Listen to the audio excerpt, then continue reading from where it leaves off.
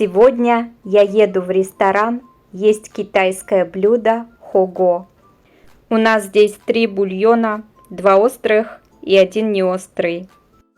Из соусов возьму себе уксус, добавлю сельдерея и зеленого лука, ну и еще какой-то зелени. Вот мой соус готов. Мы заказали говядину и еще побеги бамбука и, конечно, картошку. Я думаю, хого – это блюдо, которое подходит всем, потому что можно выбрать ингредиенты, бульон, соус. В общем, ешь что хочешь.